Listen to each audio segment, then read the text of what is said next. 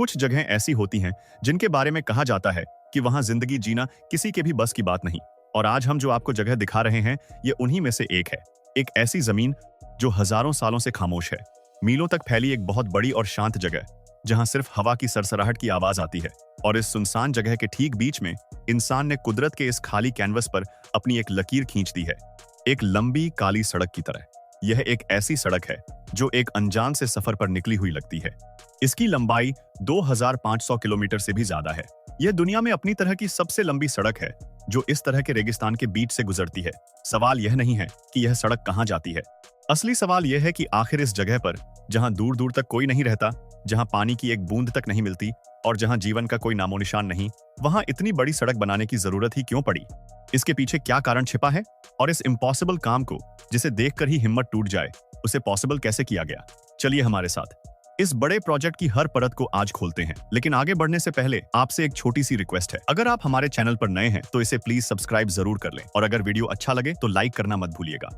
असली रीजन, एक नए बिजनेस रूट का जन्म। इस बड़े हाईवे को समझने के लिए हमें इतिहास को एक नए ढंग से देखना होगा।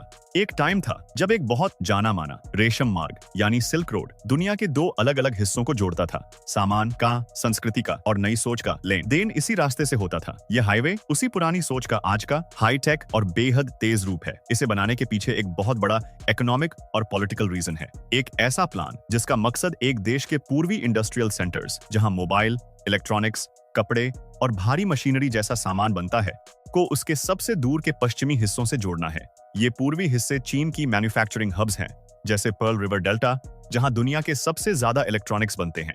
यह पश्चिमी इलाका न सिर्फ कोयला, तेल, गैस और कपास जैसी जरूरी चीजों से भरपूर है, बल्कि यह सेंट्रल एशिया और यूरोप के देशों में जाने का दरवाजा भी है, जो इसे रणनीतिक रूप से भी बेहद अहम बनाता है। पहले इस सफर को पूरा करने के लिए जो पुराना रास्ता था वो 1300 किलोमीटर ज्यादा लंबा था और उसमें कई दिन ज्यादा लगते थे, जिससे ट्रांसपोर्ट का खर्च बहुत बढ़ जाता था। यह नया रास्ता एक सुपर शॉर्टकट है, न सिर्फ देश के अंदर बल्कि इंटरनेशनल ट्रेड के लिए भी। यह एक ऐसी लाइफलाइन है जो सामान, सेना और जरूरी चीजों को देश के हर कोने तक तेजी से पहुंचाने की ताकत रखती है। सबसे बड़ी चुनौती, उस सुनसान जमीन की हालत। इस प्रोजेक्ट का सपना देखना आसान था, लेकिन इसे जिस जमीन पर बनाना था वो कुदरत की सबसे बड़ी चुनौतियों में से एक थी। हम बात कर रहे हैं उस रेगिस्तान की जिसे दुनिया का 5वां सबसे बड़ा रेगिस्तान कहा जाता है, गोबी डेजर्ट। यह सिर्फ रेत के टीलों का समुद्र नहीं है, इसका बड़ा हिस्सा पथरीला और चट्टानी है। यहाँ मौसम हद से ज्यादा उलटफेर वाला होता है। गर्मियों में टेम्परेचर 50 डिग्री सेल्सियस तक पहुंच जाता है, इतना कि सड़क बनाने वाली भारी मशीनरी का लोहा भी हाथ लगाने पर जला दे। वहीं सर्दियों में यह -40 डिग्री सेल्सियस तक गिर जाता है, इतना ठंडा कि पानी हवा में ही बर्फ बन जाए और स्टील भी कमजोर होकर टूट सकता है। लेकिन सबसे बड़ी चुनौती इसके 500 किलोमीटर लंबे उस हिस्से में थी जिसे नो मैन्स लैंड कहा जाता है। यहाँ कुछ भी नहीं था, ना पानी, ना बिजली, ना इंसान, ना ही कोई मोबाइल नेटवर्क। वर्कर्स के रहने के लिए कंटेनर से बने हुए छोटे छोटे अस्थायी शहर बनाए गए। रोज उनके लिए खाना, पीने का पानी और दवाइयां ट्रकों से पहुंचाई जाती थीं। यह कोई आसान काम नहीं था। हर ट्रक को सैकड़ों किलोमीटर का सफर इसी सुनसान रास्ते पर तय करना पड़ता था, जहां एक छोटी सी खराबी भी जानलेवा साबित हो सकती थी। सोचिए, हर दिन आंख खोलने पर एक जैसा सुनसान नजारा। इस अकेलेपन और मानसिक दबाव से लड़ना भी एक बड़ी चुनौती थी। कभी रेत के तूफान एक ऐसी पीली दीवार की तरह आते थे जो सूरज को भी ढक लेती थी और काम को हफ्तों के लिए रोक देती थी। चुनौतियों के शानदार सॉल्यूशंस, इंजीनियरिंग के जवाब। ऐसे मुश्किल हालात से लड़ने के लिए सॉल्यूशंस भी उतने ही अनोखे और असरदार थे। पहला सॉल्यूशन, रेत के तूफान को रोकना। रेगिस्तान की सबसे बड़ी दिक्कत है रेत। तेज हवाएं रेत के तूफान उठाती हैं जो पूरी सड़क को कुछ ही घंटों में ढक सकते हैं। इस उड़ती हुई रेत को रोकने के लिए एक पुरानी लेकिन कमाल की टेक्निक का इस्तेमाल किया गया। लाखों इंसानी हाथों ने हाईवे के दोनों तरफ दूर दूर तक सूखी घास और टहनियों से जमीन पर चौखट जैसे यानी कि ग्रिड पैटर्न में जाल बना दिए। इन्हें स्ट्रॉ चेकरबोर्ड्स कहते हैं। ऐसा लगता था मानो जमीन पर एक जालीदार चादर बिछा दी गई हो। यह जाल हवा की स्पीड को सतह पर आते ही कम कर देते हैं और उड़ती हुई रेत इन्हीं में फंसकर जम जाती है। यह प्रकृति से ही सीखा गया एक तरीका है। यह घास के जाल न सिर्फ रेत को पकड़ते हैं, बल्कि समय के साथ ये गलकर जमीन में मिल जाते हैं और मिट्टी को और उपजाऊ बना देते हैं, जिससे भविष्य में असली पेड़ पौधों को उगने में मदद मिलती है। दूसरा सॉल्यूशन, सुनसान जमीन पर हरियाली उगाना। रेत को रोकना एक बात थी, लेकिन उसे हमेशा के लिए एक जगह पर फिक्स करना दूसरी। इसके लिए एक और भी बड़ा और आगे की सोच वाला फैसला लिया गया। सड़क के किनारे एक ग्रीन बैरियर, एक हरी दीवार बनाने का फैसला किया गया। इसके लिए ऐसे खास पेड़ पौधे चुने गए जो इस रेगिस्तान की सख्त गर्मी और ठंड को झेल सकें और कम पानी में जिंदा रह सकें, जैसे हेलोक्साइलॉन और सैक्सॉल के पेड़। लेकिन इस सूखी जमीन पर लाखों पौधों को पानी कैसे दिया जाता? यहाँ नई टेक्नोलॉजी ने कमाल दिखाया। जमीन के नीचे से पानी निकालने के लिए सोलर पावर्ड पंप्स लगाए गए और उस पानी को ड्रिप इरिगेशन सिस्टम के जरिए सीधे बूंद बूंद करके पौधों की जड़ों तक पहुंचाया गया। इस तकनीक की खासियत यह है कि यह पारंपरिक तरीकों के मुकाबले 90% तक पानी बचाती है। हर पौधे को उतना ही पानी मिलता है जितनी उसे जरूरत है, सीधे उसकी जड़ों में। धीरे धीरे सड़क के दोनों तरफ एक हरी पट्टी बन गई जो न सिर्फ रेत को रोकती है बल्कि वहां एक छोटा सा इकोसिस्टम भी बना रही है, जहां अब छोटे मोटे जीव जंतु भी दिखने लगे हैं।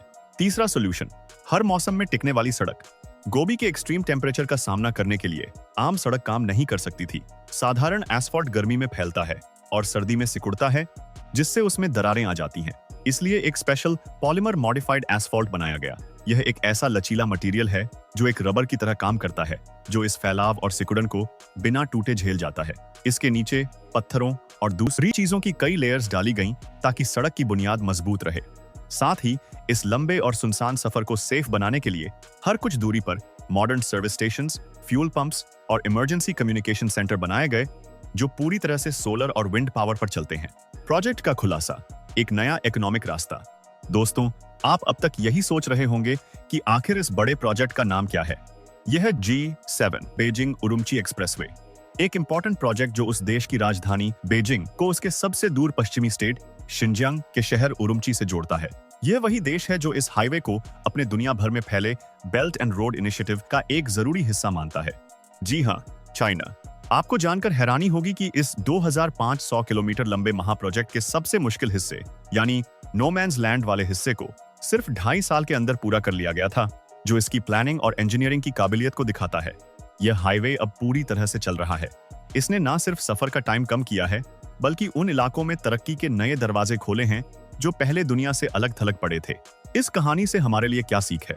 इस प्रोजेक्ट की कहानी सिर्फ एक देश या एक सड़क की नहीं है, यह हम सबके लिए एक इंस्पिरेशन है। भारत में भी ऐसी कई जगहें हैं, हिमालय की ऊंचाइयों से लेकर राजस्थान के रेगिस्तान तक, जहां इंफ्रास्ट्रक्चर बनाना एक बहुत बड़ी चुनौती है। G7 प्रोजेक्ट हमें सिखाता है कि अगर इरादा पक्का हो, प्लानिंग आगे की सोच वाली हो और टेक्नोलॉजी का सही इस्तेमाल किया जाए तो कोई भी रुकावट बड़ी नहीं होती। ये हमें एनवायरनमेंट को साथ लेकर चलने का रास्ता दिखाता है।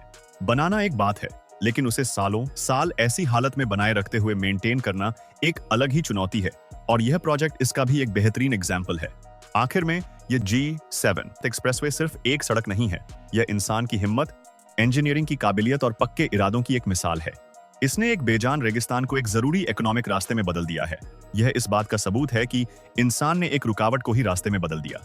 इसने साबित कर दिया कि अगर इंसान चाहे तो कुदरत की सबसे बड़ी रुकावटों को भी पार कर सकता है। यह कहानी हमें याद दिलाती है कि हमारी सबसे बड़ी सीमाएं जमीन पर नहीं बल्कि हमारे दिमाग में होती हैं। अगर आपको ये वीडियो पसंद आया और आप ऐसी ही अनोखी जानकारियों में रुचि रखते हैं तो इस वीडियो को लाइक करना न भूलें, अपने दोस्तों के साथ शेयर करें और हमारे चैनल को सब्सक्राइब करके बेल आइकन जरूर दबाएं। मिलते हैं अगले वीडियो में एक और रोचक टॉपिक के साथ। जय हिंद।